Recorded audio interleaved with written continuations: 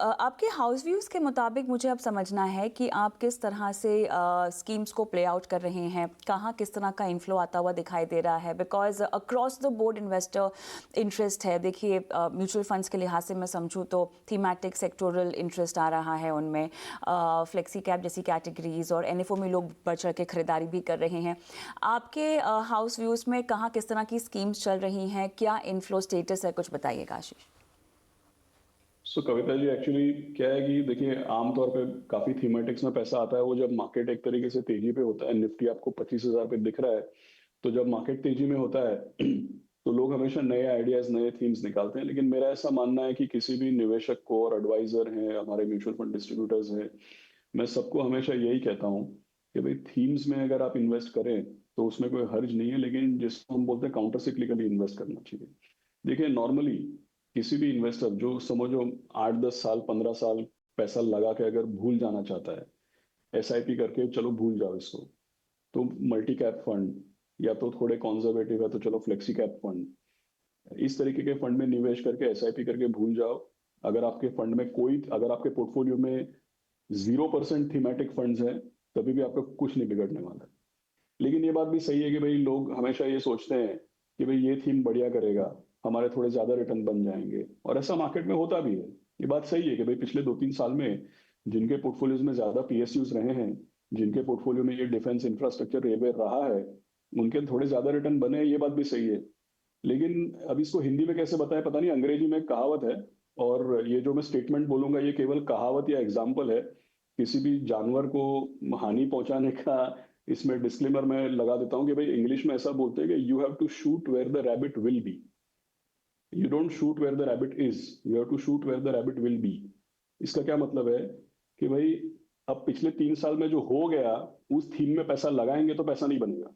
तो जैसे white okay में हम भी थीमेटिक फंड्स लॉन्च करते हैं, या हम भी अपना प्रोडक्ट रेंज बना रहे हैं, तो अब इस पिछले 3 से 6 महीने में जब लोगों ने एनर्जी फंड, इंफ्रास्ट्रक्चर फंड और डिफेंस फंड किया है, तब हमने बैंकिंग, फार्मा और स्पेशल अपॉर्चुनिटीज किया है।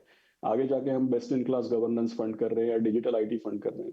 तो हमारा ऐसा मानना है कि भाई लंबे अरसे में अगर आपके पोर्टफोलियो में कोई थीमेटिक नहीं है तो कोई हर्ज नहीं है। लेकिन अगर आप ज्यादा रिटर्न पाने के लिए थीमेटिक फंड्स करते भी हैं, तो अभी जो फैशन में है उसमें पैसा नहीं लगाना चाहिए, जो आउट ऑफ फैशन है उसमें पैसा लगाना चाहिए, ताकि आपका उसमें आगे जाकर के रिटर्न बन सके। क्योंकि जो फैशन में है वो तो फैशन में इसलिए है ना क्योंकि लोगों का पिछले 2 साल रिटर्न बन गया है, right. So I think counter cyclically thematic funds में अगर निवेश करना हो तो काउंटर सिक्लिकली करना बहुत जरूरी होता है। इसी के साथ साथ उभरती हुई कैटेगरी जैसे कि मल्टी एसेट एलोकेशन वगैरह में भी बहुत निवेशकों का रुझान हमने बढ़ता हुआ देखा है। तमाम एसेट क्लासेस अच्छा कर रही हैं और ये बाजार का जो ये दौर है वो उसका मोमेंटम हम देख रहे हैं, सभी जगह रिफ्लेक्ट भी हो रहा है, सब कनेक्टेड हैं।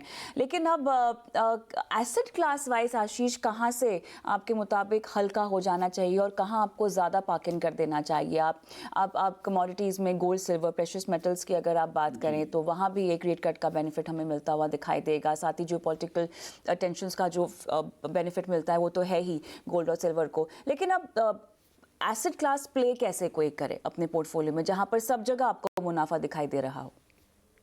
जी, क्योंकि आप मल्टी एसेट की बात कर रहे हैं तो मैं आपको एग्जांपल दूं, क्योंकि इससे क्या है कि हाउस व्यू या एक किसी इससे पता चलता है कि भाई किस तरीके का इन्वेस्टमेंट हो रहा है। तो जैसे हम लोग मल्टी एसेट फंड में हमेशा रेकमेंड करते हैं कि भाई कंजर्वेटिव रहना चाहिए, क्योंकि इंडिया में जितने मल्टी एसेट फंड्स है ना, ये सबका 60-70% पैसा इक्विटी में लगा हुआ है। और जैसा आपने बताया गोल्ड का बहुत महत्व है, लेकिन सारे के सारे मल्टी एसेट फंड्स में ज्यादा से ज्यादा गोल्ड का वेटेज कुछ 10% है। तो वैसे भी हम बोलते हैं कि भाई गोल्ड लोगों के पोर्टफोलियो में ऑर्नामेंटल है। अनफॉर्चुनेटली काफी सारे मल्टी एसेट फंड्स है उसमें भी गोल्ड एक तरीके से ऑर्नामेंटली बन गया है। लेकिन मैं आपके व्यू से सहमत हूँ एक्चुअली कि भाई अगर आप ग्लोबल अनसर्टेनिटी या बाहर के जो मैक्रो इकोनॉमिक्स है, इसकी ऊंच नीच से शॉर्ट टर्म में भी बचना चाहते हैं, तो पोर्टफोलियो में गोल्ड ज्यादा होना चाहिए। और हम हमेशा इनफैक्ट हमारे मल्टी एसेट फंड्स के लिए हम रेकमेंड करते हैं कि भाई 20 से 25%, जैसे अभी भी हमारे पोर्टफोलियोज में 23 से 24% गोल्ड का एक्सपोजर है।